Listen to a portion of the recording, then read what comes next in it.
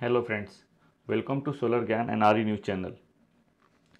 Renewable energy के field में 1 अक्टूबर से लेकर के 15 अक्टूबर तक क्या एक्टिविटी रही, क्या अपडेट रहा, उसके बारे में हम लोग यहाँ पर डिस्कस करेंगे। और मेरा ये वीडियो थोड़ा स्लाइटली लंबा होगा। इसका रीज़न ये है कि बहुत सारी एक्टिविटी रही, बहुत सारे न्यूज़ को कवर करना है, तो इसलिए थोड़ा सा स्लाइटली ये लॉन्ग हो सकता है। और आई होप कि ये आप मेरा वीडियो लास्ट तक देखेंगे। तो आइए चलते हैं क्या क्या अपडेट रहा इस पर्टिकुलर ड्यूरेशन में, तो उसके बारे में डिस्कस करते हैं।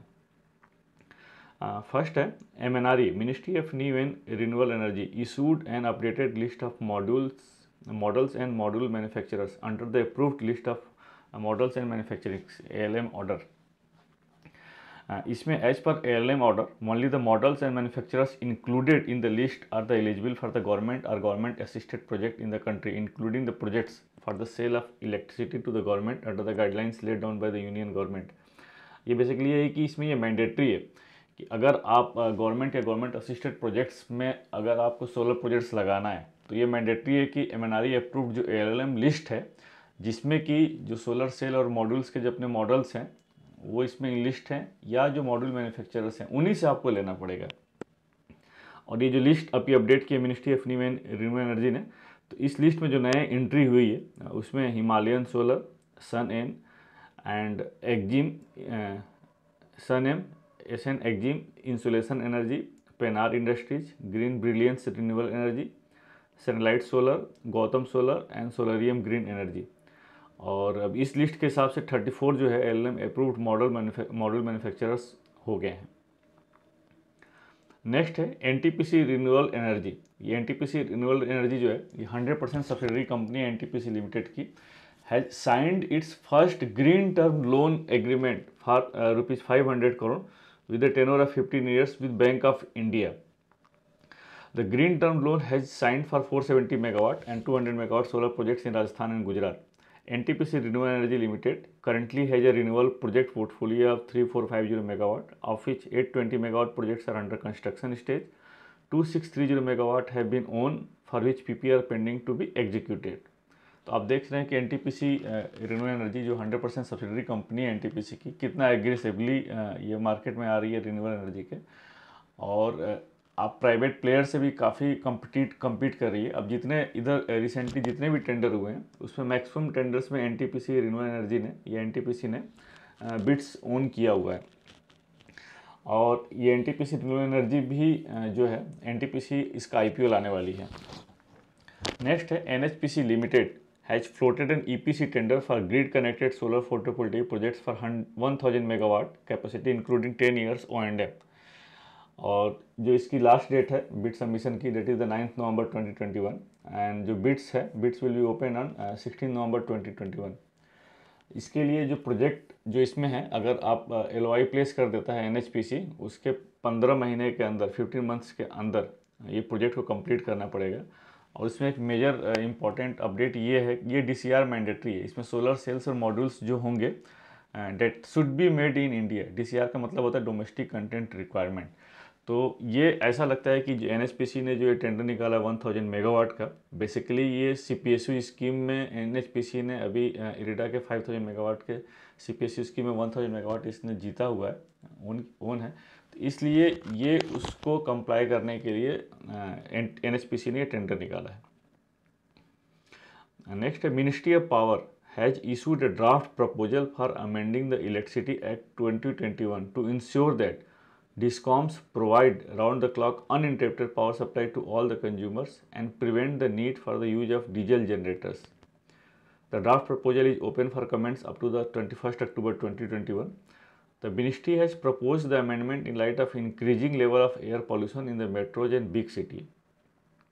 As per the proposed amendment, State Electricity Regulatory Commission have to give the trajectory of System Average Interruption Frequency Index (SAIFI) and System Average Interruption Duration Index (SAIDI) for the cities. SAIFI is the average number of times that a power consumer experience an outage during the year. Or SAIDI is a description of the length of time all consumers would have been out of power.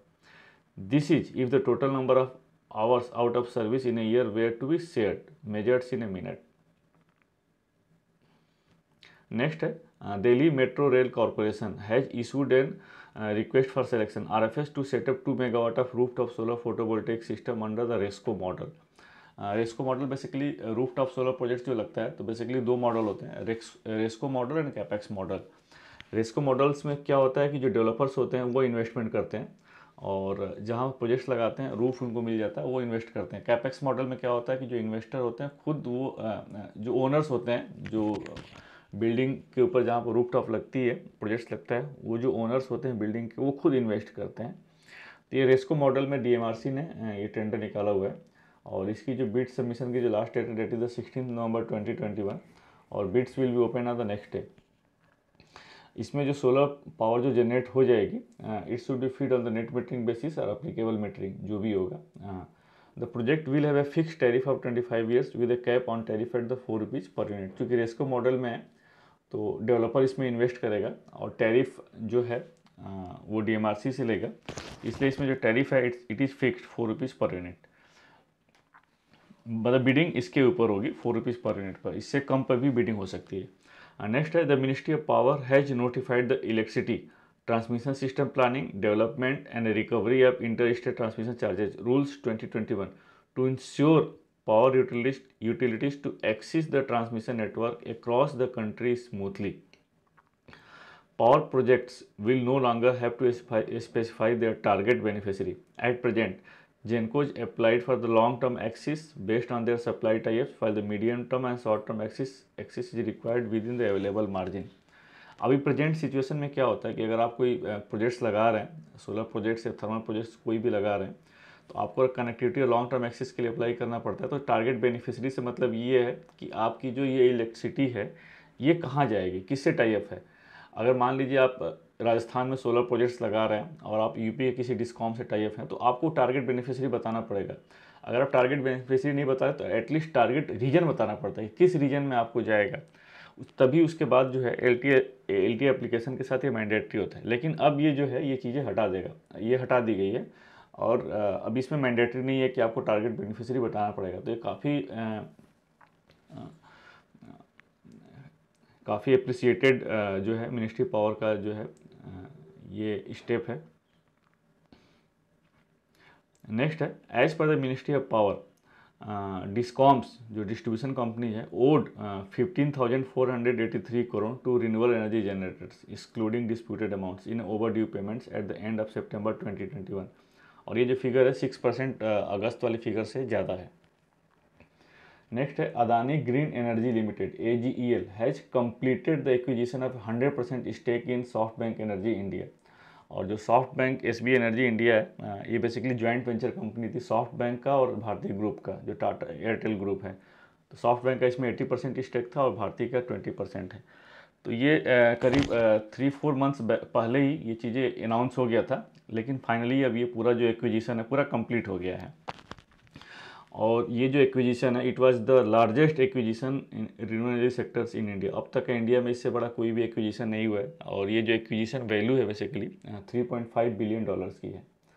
और अगर हम लोग SB energy की जो asset की बात करते हैं तो at present SB energy has a 5 gigawatt renewable assets across 4 states in India. And जो इसका जो पोर्टफोलियो अगर हम बात करें 5 गीगावाट को ब्रेक करते हैं तो 1700 megawatt is under operational renewable assets और 2.5 गीगावाट एसेट्स अंडर कंस्ट्रक्शन और 700 megawatt assets under nearing construction. और इसका जो मैक्सिमम जो है सॉफ्ट बैंक का जो एसेट है मैक्सिमम सोलर एनर्जी के फील्ड में है. नेक्स्ट है teary hydro development corporation limited THDCL and north eastern electric power corporation limited NIPCO was directed to bid for the solar and wind projects and also increase their capital expenditure and spend 90% by December 2021. इसमें अभी minister Shri RK Singh ji ने अभी THDC और NIPCO का review किया था, as a CPSU से review किया था. उसी रिव्यू में उन्होंने ये डायरेक्ट किया है कि सोलर और विंड प्रोजेक्ट जो है आप अपना जो पोर्टफोलियो सोलर विंड सेक्टर में बढ़ाइए. नेक्स्ट है the Indian renewable energy development agency IREDA जो इरिडा है बेसिकली ये ministry of new and renewable energy के एडमिनिस्ट्रेटिव कंट्रोल के अंडर में आता है, नॉन बैंकिंग फाइनेंशियल इंस्टीट्यूशंस है। Signed a memorandum of understanding with NEEPCO to provide technological and financial expertise in developing renewable energy projects and fund raising. और ये same similar जो है एमओयू जो था निपको ने टेंजेटको के साथ भी अभी साइन किया था, जो कि तमिलनाडु का एक डिस्ट्रीब्यूशन और जनरेटिंग कंपनी है। इसमें जो इरिडा जो है, IREDA will undertake technical and financial due diligence of renewable energy and energy efficiency and conservation projects for NEEPCO. Next, air liquide, Total Energy and Vinci and other international companies have come together to sponsor the creation of the world's largest fund exclusively dedicated to clean hydrogen infrastructure solutions। और जो इस fund का जो M है basically ये $1.74 billion का है raising का। नेक्स्ट है Gujarat Urja Vikas Nigam limited GUVNL has allowed the registration of residential rooftop solar appliances for up to 750 megawatt. Basically पहले 600 मेगावाट था, इसको बढ़ा करके 600 मेगावाट को बढ़ा करके 750 मेगावाट रूफटॉप के लिए कर दिया है। पहले 600 मेगावाट था, उसी कैपेसिटी को बढ़ा करके 750 मेगावाट कर दिया है फॉर द फाइनेंशियल ईयर 2021। और ये एक स्कीम है वहाँ पर सूर्य गुजरात प्रोग्राम, उसके अंतर्गत ये किया हुआ ये प्रोग्राम। नेक्स्ट है MB, ये कंपनी जो है बेसिकली बेंगलोर बेस्ड कंपनी है जो कि सोलर मॉड्यूल मैन्युफैक्चरिंग फैसिलिटी में ही है, और ये 500 मेगावाट का इसका अभी प्रेजेंट इंस्टॉल कैपेसिटी है। तो MB a module manufacturing company will set up 3 gigawatt solar module and cell manufacturing facility at Dobbaspet Karnataka with an investment of 825 crore. और इसकी जो प्रेजेंट, जैसा कि मैंने बताया कि इसकी जो प्रेजेंट इंस्टॉल कैपेसिटी है मॉड्यूल मैन्युफैक्चरिंग की वो 500 मेगावाट है, जो कि केवल मॉड्यूल मैन्युफैक्चरिंग में ही है। थोड़ा सा मैं आपको यहाँ पर अपडेट कर दूँ कि जो मॉड्यूल मैन्युफैक्चरिंग फैसिलिटी है, जो सोलर मैन्युफैक्चरिंग फैसिलिटी है, बेसिकली इनके 4 to 5 स्टेप्स होते हैं। सबसे पहले जो रॉ सिलिका होता है, रॉ सिलिका से मेटलर्जिकल ग्रेड सिलिका बनाते हैं, तो ये बेसिकली बहुत एनर्जी इंटेंसिव होता है और बहुत पॉल्यूटिंग इंडस्ट्री भी होता है। फिर मेटलर्जिकल ग्रेड सिलिका से फिर पॉलीसिलिकॉन बनाते हैं, फिर पॉलीसिलिकॉन से फिर इनगॉट, फिर इनगॉट से फिर वेफ़र, उसकी चिपिंग करके फिर वेफ़र बनाते हैं, फिर वेफ़र से फिर सेल बनाते हैं, फिर सेल से फिर मॉड्यूल। तो ये बेसिकली 4 to 5 स्टेप्स हैं। तो ये जो लास्ट इंडिया में अभी एट प्रेजेंट जो है बेसिकली वेफ़र से सेल बनाने की मैन्युफैक्चरिंग फैसिलिटी है, और सेल से मॉड्यूल असेंबली की है। मॉड्यूल में बेसिकली कुछ ज़्यादा नहीं होता, असेंबल्ड ही करते हैं, सेल से मॉड्यूल बनाने की असेंबल्ड फैसिलिटी। तो ये MB जो है बेसिकली 500 मेगावाट का मॉड्यूल मैन्युफैक्चरिंग फैसिलिटी ही है। नेक्स्ट है wind turbine maker Senvion India has won an order to supply wind turbine for 591 megawatt projects for JSW Energy। Next है Punjab Energy Development Agency (PEDA) has invited bids for 220 megawatt of grid connected solar power projects under component A of PM Kusum programme. Ministry of new and renewable energy का एक बहुत ही बड़ा एक programme है PM कुसुम। PM कुसुम में basically 3 component है, component A, component B, component C। जो component A है, कंपोनेंट A के अंतर्गत 10,000 मेगावाट करना है, जिसमें कि डिसेंट्रलाइज सोलर प्रोजेक्ट्स लगाने 500 किलोवाट से लेकर के 2 मेगावाट तक।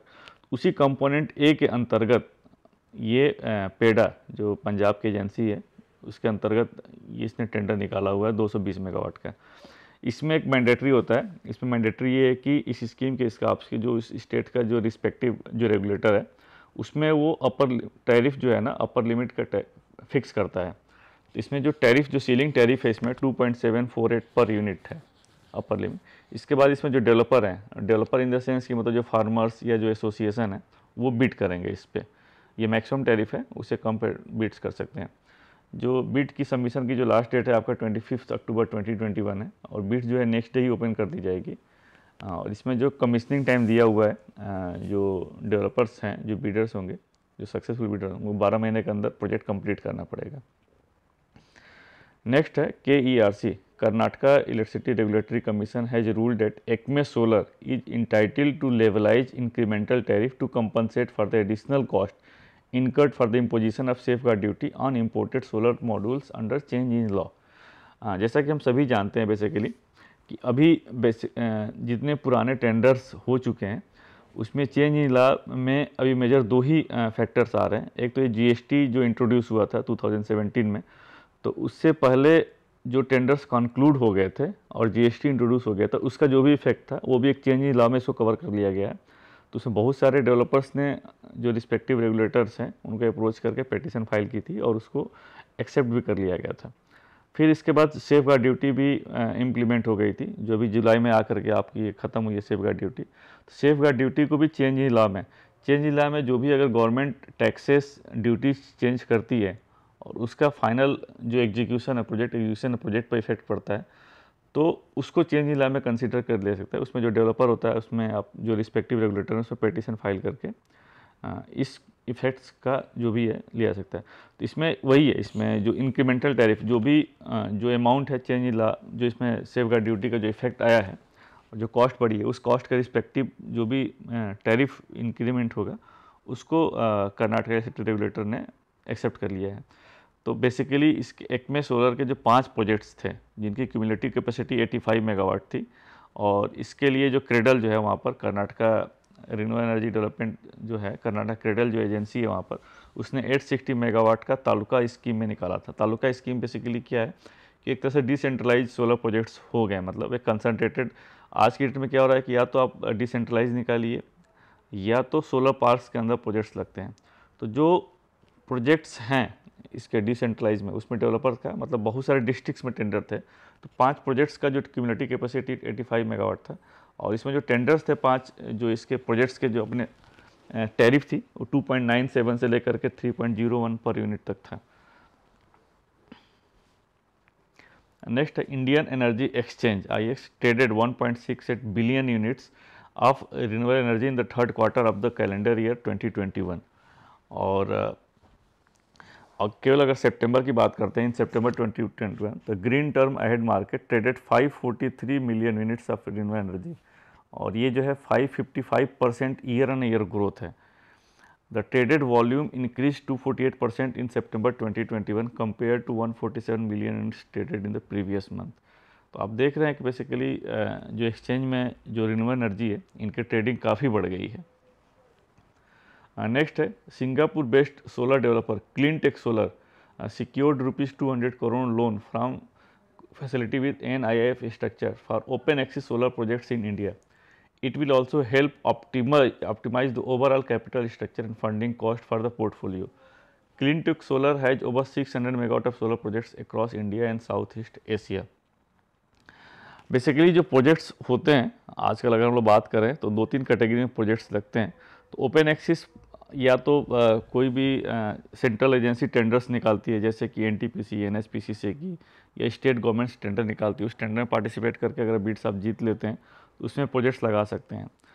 ओपन एक्सेस प्रोजेक्ट्स में क्या होता है कि आप प्रोजेक्ट लगा करके कोई भी बायर आप डायरेक्ट टाई अप कर सकते हैं, और एक जो म्यूचुअल जो भी आपका टैरिफ निकल के आता है उसमें ये आप इसमें उसको ऑफर कर सकते हैं। नेक्स्ट है KERC Karnataka electricity regulatory commission has directed Hubli electricity supply company to recover liquidated damage from 3 developers, Sirar Solar Energy, Sirar Dhotre Solar and Sevalor Solar for the delay in commissioning of the projects. The commission also rules that the tariff for the projects be reduced due to delay beyond the specified schedule commissioning date.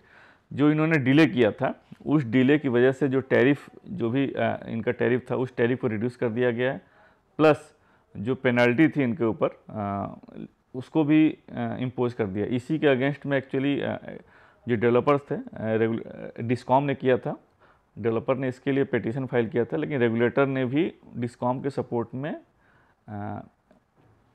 ये decision दिया है। The tariff applicable as on date for actual commissioning of सिरार solar energy and regard solar energy was reduced from 4.36 and 3.05 for, और basically पहले 8.4 per unit tariff था जब beads coat किया गया था, उस समय इनका जो टैरिफ था 8.4 था। डिले की वजह से जो टैरिफ था उनका 4.36 पर यूनिट कर दिया गया या ₹3.05 पर यूनिट कर दिया गया। नेक्स्ट है the supreme court has disposed of the long pending dispute between the SEBI and CERC regarding regulatory jurisdiction of electricity derivative after an agreement by the two agencies. The verdict would enable distribution companies, DISCOM, and large consumers to plan their short-term power procurement efficiently. Similarly, commodity exchanges like Multi-Commodity Exchange can now introduce financial products like electricity figures, which will enable DISCOMs and other large consumers to hedge their power procurement risk. CERC will regulate all the physical delivery based forward contracts based on the committee's recommendation, while SEBI will control financial derivatives.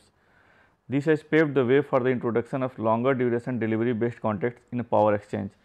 The contracts have been restricted to only 11 days due to the pendency of cases in the court. Next, no coal shortage. Ministry of Power has informed that Coal India has ample coal available to meet the demand for power plants, and any fear of power supply restriction is entirely misplaced. The coal stock at the power plant is sufficient for more than 4 days requirement, and Coal India is ramping up the coal supply, and coal stock at the power plant would gradually improve. Basically ministry of power ने statement दिया कि अभी कोई कोल shortage नहीं है और electricity के भी कोई इश्यूज नहीं है और इसको जो भी है उसको रिजॉल्व कर दिया जाएगा। मैं यहाँ पर आपको थोड़ा सा अपडेट कर दूँ। शॉर्टेज, कोल शॉर्टेज तो हो गई थी क्योंकि करीब 6 to 7 स्टेट्स के चीफ मिनिस्टर ने प्राइम मिनिस्टर को लेटर लिखा था कोल सप्लाई बढ़ाने के लिए और सेंट्रल जो पावर स्टेशन है उसको एलोकेट करने के लिए। इसके बहुत 3-4 रीजन्स थे। एक तो ये है कि मैं आपको अपडेट कर दूँ, अभी एट प्रेजेंट जो इंस्टॉल कैपेसिटी है इंडिया की 388 गीगावाट के आसपास है, जिसमें कि 70% कोल बेस्ड पावर प्लांट हैं। तो मतलब मैक्सिमम जो पावर सप्लाई अभी आजकल बोल सकते हैं वो कोल बेस्ड पावर प्लांट से ही मीट की जा रही है। और जो कोल बेस्ड 70% पावर प्लांट है उसमें भी जो 70% जो कोल आता है कोल इंडिया से ही आता है। आप देख सकते हैं टोटल पावर प्लांट का 70% थर्मल बेस्ड पावर प्लांट है।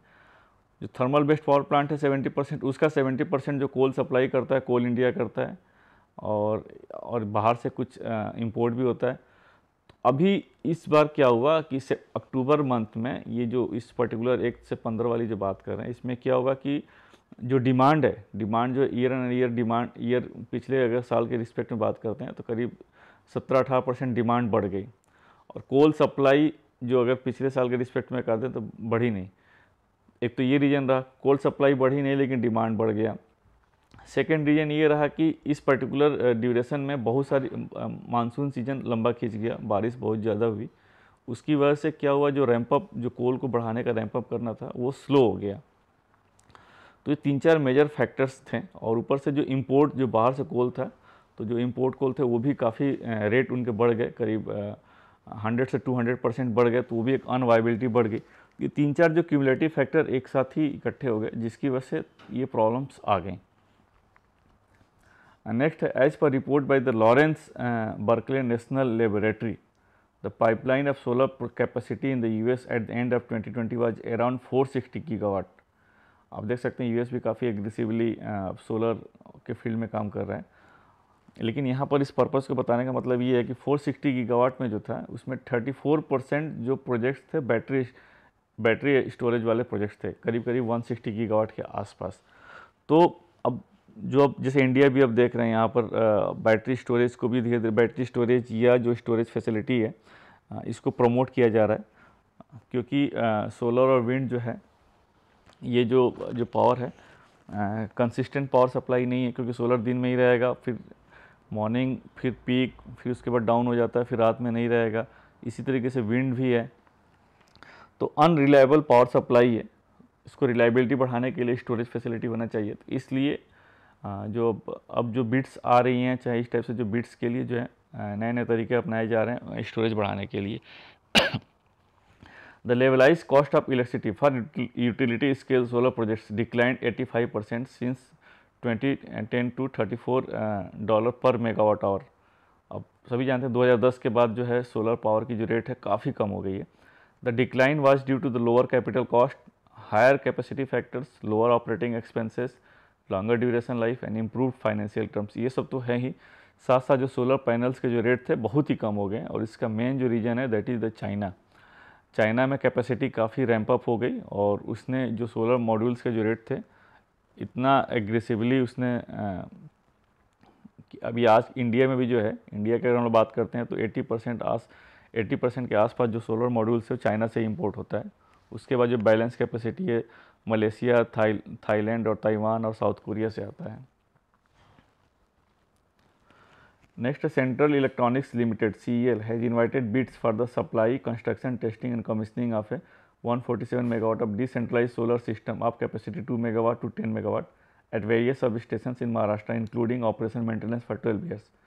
The last date to submit the bids is 18th October 2021 और bids भी सेम डे ही ओपन कर दी जाएगी। Next, federal bank will discontinue financing of any new coal related projects including coal fired power projects.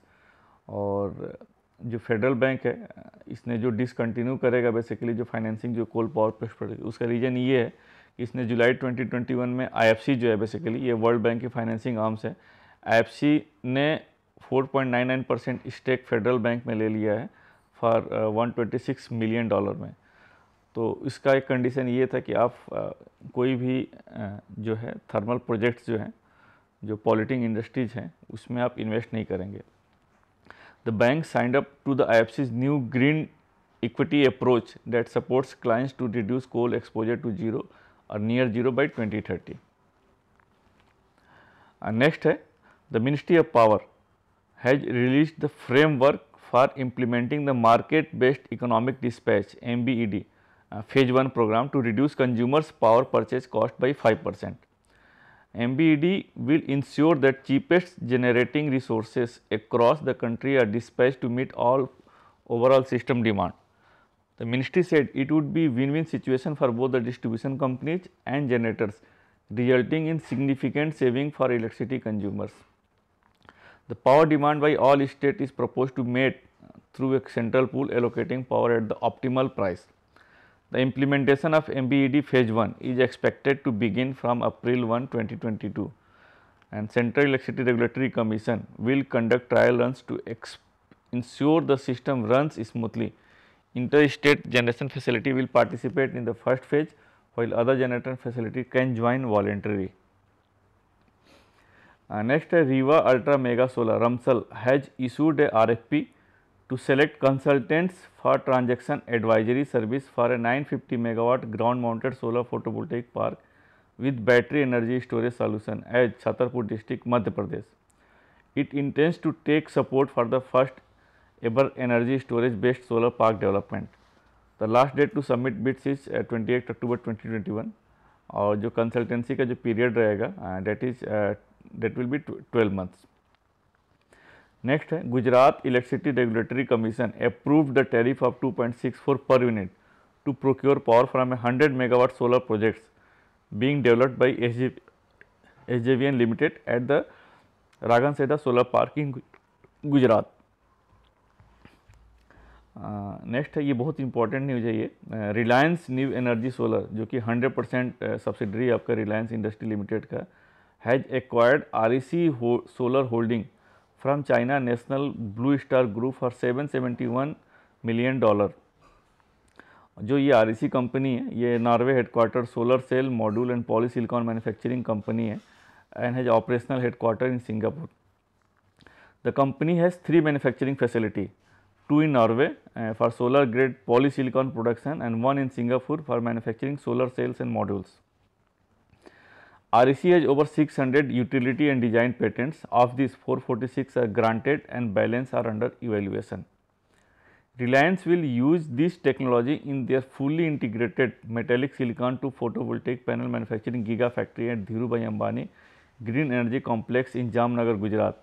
The complex initially starts with a 4 gigawatt annual capacity and is expected to increase 10 gigawatt annually.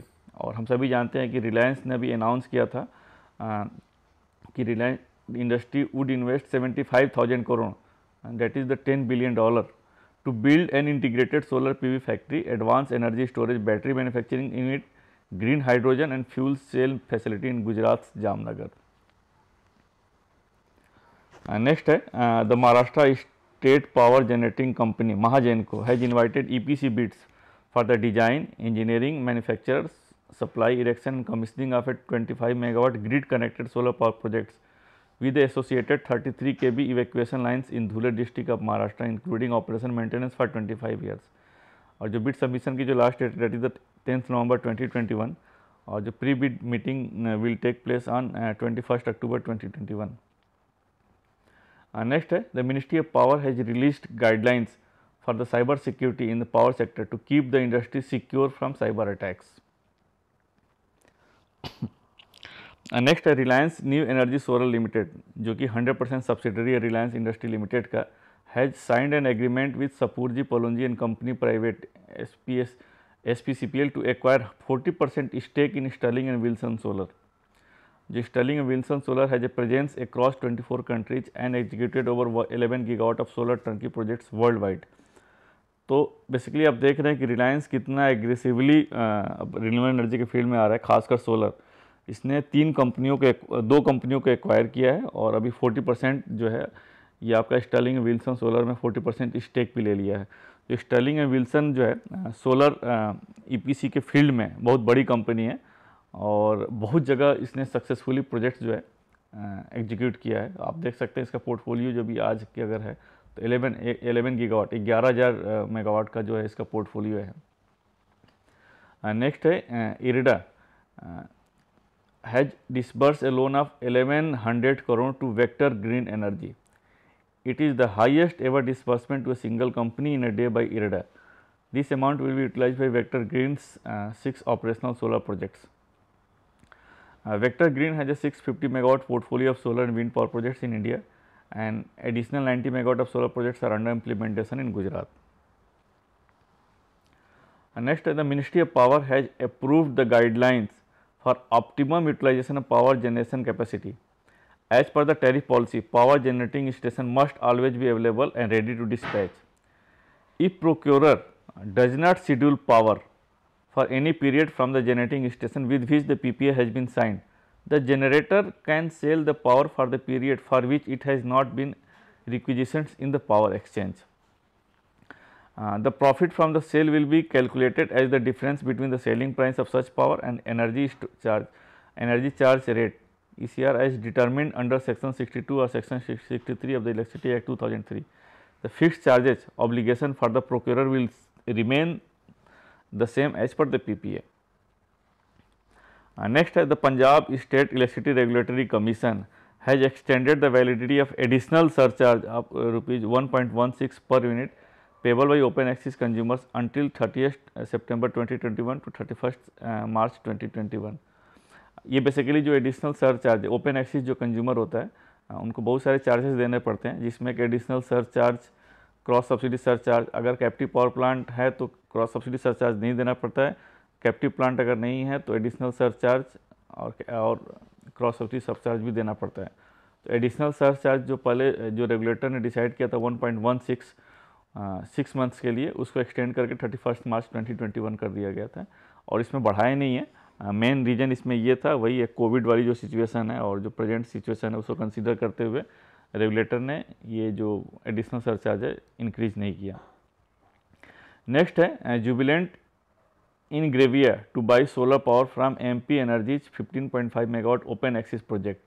The company will acquire 26.6% stake to become a captive user and consume solar power generator by the states. Basically थोड़ा सा मैं आपको एक update कर दूँ. Captive power plant होता है उसमें दो कंडीशन होती है कैप्टिव पावर प्लांट के स्टेटस के लिए. एक तो ये कि जो स्टेक है जो कंपनी पावर ले रही है उस प्रोजेक्ट से, तो उसमें मिनिमम स्टेक 26.6% होना ही चाहिए. और सेकेंड जो है उसका जो पावर जो प्रोड्यूस हो रहा है उस प्रोजेक्ट से उसका मिनिमम 51% पावर आपको लेना पड़ेगा. तो इससे कैप्टिव का स्टेटस मिलता है. कैप्टिव के स्टेटस मिलने से एडवांटेज ये होता है कि जो क्रॉस सब्सिडी चार्ज होता है जो देना पड़ता है वो वेव्ड ऑफ हो जाता है. तो इसलिए जुबिलेंट इनग्रेविया ने 26.6% एक स्टेक एक्वायर किया जिससे कि कैप्टिव का स्टेटस मिल जाए. पावर तो ले ही रहा है, इससे क्रॉस सब्सिडी सरचार्ज उसको नहीं लगेगा. Next, the West Bengal Power Development Corporation has issued an NIT for EPC contractor to set up two 10 megawatt grid connected ground mounted solar PV projects in 2 phases at the Santhaladi Thermal Power Station, Purulia, West Bengal. और bid submission की जो last date है 22 नवंबर 2021 है और bids will be open on 24 November 2021. Next है EDF, EDF actually French company है, EDF and NTPC signed an memorandum of understanding to explore potential power project development opportunity in the Middle East, Asia, Europe and Africa. NTPC aims to expand its portfolio of power generating assets globally. Next, the Ministry of Power has directed DISCOMs to undertake energy accounting periodically to develop a comprehensive energy accounting system to quantify distribution losses. Bureau of Energy Efficiency has issued regulations in this regard under the Energy Conservation Act 2001. As per regulation, DISCOMs have to undertake quarterly energy accounting through a certified energy manager within 60 days and annual energy audit by an independent accredited energy auditor. Next, Uttarakhand Electricity Regulatory Commission has set the additional surcharge payable by consumers availing power through the open access at 1.94 per unit. The charges will be applicable from 1st October 2021 to 31st March 2022. This is a 72% increase from the 1.13 per unit additional surcharge applicable from 1st April 2021 to 30th September 2021. आप इसमें देख रहे हैं same Punjab वाले case में क्या हुआ था, कुछ ने एडिशनल सरचार्ज सेम रिटेन किया था, नहीं बढ़ाया था, लेकिन यहाँ पर उत्तराखंड वाले में क्या था कि पहले जो सरचार्ज था 1.13 पर यूनिट, इसको बढ़ा करके 1.94 पर यूनिट कर दिया है फॉर द पीरियड 1 अक्टूबर से लेकर के 30 मार्च 2021 तक के लिए. नेक्स्ट है EESL energy efficiency services limited. EESL has issued letter of intent to Tata Power Solar to develop 100 megawatt of distributed ground mounted solar projects in Maharashtra. The total order value of the project is 538 crore. The project will have to be commissioned within 12 months. Next, a distributed solar company MySun will develop 140 megawatt of solar projects under the captive open access mode in UP. MySun will be developing these projects across multiple districts primarily in western Uttar Pradesh. Next, Tamil Nadu Electricity Regulatory Commission approved a tariff of 2.28 per unit under component C PM Kusum program. It also approved an incentive of rupees 1 per unit payable to farmers for the net energy exported. Total energy under component C is to solarize 1.5 million grid connected agricultural pump from 1 million earlier. Basically PM Kusum में 3 component है, component A, component B, component C. जो component है वो decentralise solar projects है 500 kilowatt से लेकर के 2 megawatt तक, जिसमें कि टोटल टारगेटेड कैपेसिटी है 10,000 मेगावाट. जो कंपोनेंट बी है ये जो डीजी जो एग्रीकल्चरल पंप है जो डीजी पे चलते हैं उसको सोलराइज करने का टारगेट है. और जो कंपोनेंट सी जो है जो ग्रिड कनेक्टेड जो एग्रीकल्चरल पंप है उसको सोलराइज करने का टारगेट है इसमें. तो पहले इसमें 1 मिलियन था टारगेट, इसको गवर्नमेंट ऑफ इंडिया ने बढ़ा करके 1.5 मिलियन कर दिया है.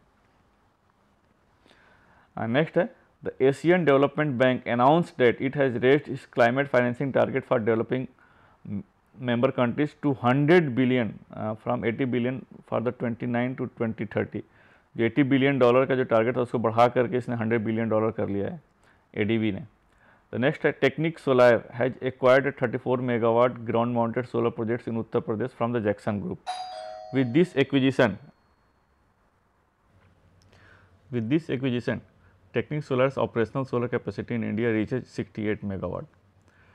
Next है Reliance New Energy Solar जो कि 100% सब्सिडरी है रिलायंस इंडस्ट्रीज लिमिटेड का, will invest 25 million pound या $29 million in a Germany based solar wafer manufacturers Next Wave GmbH. The Next Wave develops and produces monocrystalline silicon wafers from inexpensive raw material going directly from a gas phase to finished wafer. The process removes the in for the costly and energy intensive steps like polysilicon production and ingot pooling. तो आप देख रहे हैं रिलायंस का इससे पहले REC को किया था, फिर स्टर्लिंग और विल्सन में 40% स्टेक लिया था, और ये रिलायंस ने ये जो जर्मन कंपनी है सोलर वेफर मैन्युफैक्चरर्स इसमें इसने 25 मिलियन पाउंड या $29 मिलियन इसने इन्वेस्ट किया है. आपका नेक्स्ट है BHEL has invited bids to select partner to set up a gigawatt scale advance chemistry cell battery storage facility under the Government of India's performance linked incentive PLI program. The last date to submit bids is 2nd November 2021. Next है SECI has conducted the auction for the supply of 2.5 gigawatt of round the clock power from grid connected renewable energy projects complemented with power from the coal based thermal projects. और जो RFS की condition थी, as per RFS condition bidder will have to match the L1 tariff. इसमें जो है basically bundling करना था, जो आपका जो रिन्यूएबल एनर्जी पावर है, सोलर, विंड या जो भी रिन्यूएबल एनर्जी पावर है, इसको आप थर्मल पावर के साथ बंडल कर सकते हैं। लेकिन मिनिमम जो पावर होनी चाहिए, जो बंडल्ड पावर, उसमें 51% रिन्यूएबल एनर्जी पावर होनी चाहिए। और जो इसमें जिसको प्रोजेक्ट्स मिला है, उसमें हिंदुस्तान थर्मल प्रोजेक्ट्स को 250 मेगावाट मिला है, ग्रीनको एनर्जीज को 1001 मेगावाट मिला है, रिन्यू समीर ऊर्जा को 600 मेगावाट, पावर मैक प्रोजेक्ट्स को 550 मेगावाट, JSW नियो को 99 मेगावाट मिला है। तो होप दोस्तों, आई होप कि मुझे आपको ये वाला अपडेट वीडियो अच्छा लगा होगा। अगर आपको अच्छा लगा तो आप लाइक करिए, सब्सक्राइब करिए, अपने दोस्तों को भी फॉरवर्ड करिए। तब तक के लिए फिर मिलते हैं नेक्स्ट वीडियो में। थैंक यू, जय हिंद।